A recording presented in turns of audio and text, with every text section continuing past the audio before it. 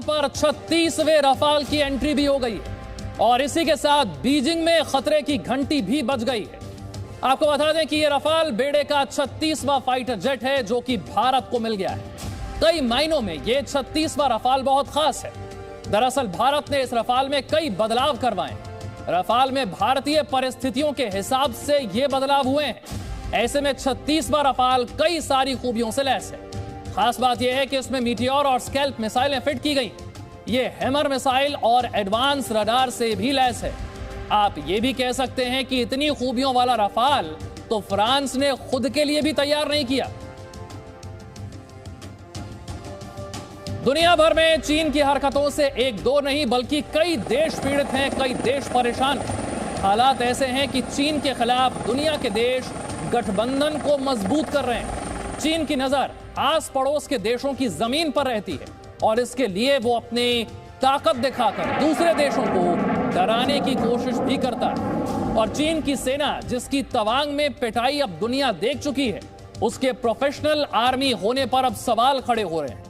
यही वजह है कि भारत के पूर्व सेना प्रमुख ने चीन की सेना की तुलना गुंडों से कर दी।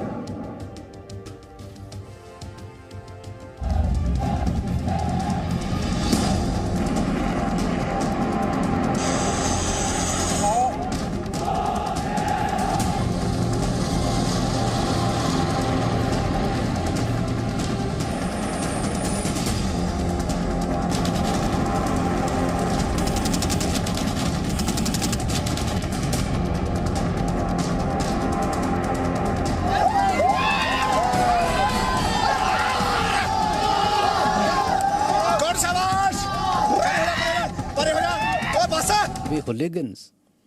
Are we mafia? Or are we a professional army? Is that the level that PLA has gone down to?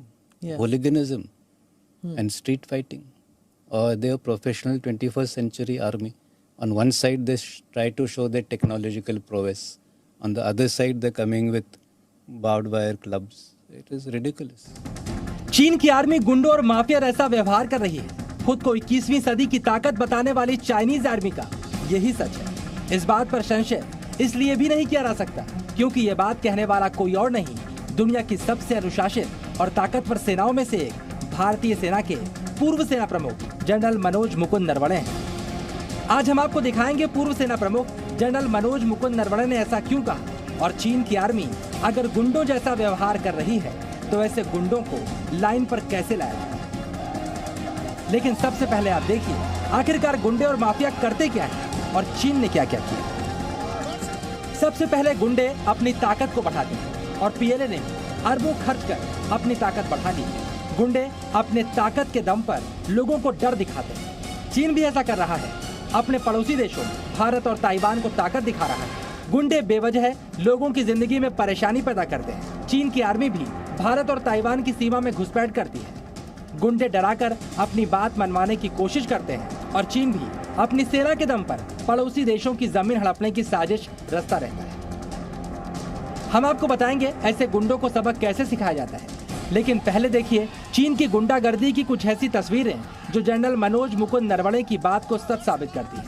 चीन के सैनिक अक्सर पिटने के बावजूद भारत की सीमा में घुसपैठ की कोशिश करते रहते। भूटान को चीन ने डोकलाम में डराया तो भारत ने मोर्चा संभाला। इसके बाद गलवान और तवांग में चीन को मुंहतोड़ जवाब दिया।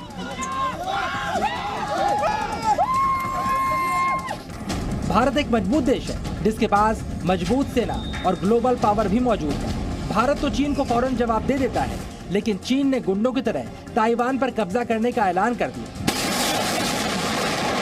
ताकत दिखाकर चीन बार बार ताइवान को चीन में मिलाने की धमकी देता है। अमेरिका की प्रतिनिधि सभा के स्पीकर नैन्सी पेलोसी के ताइवान दौरे के बाद तो चीन ने ताइवान को घेरकर सबसे खतरनाक हथियारों से युद्धाभ्यास कर दिया था।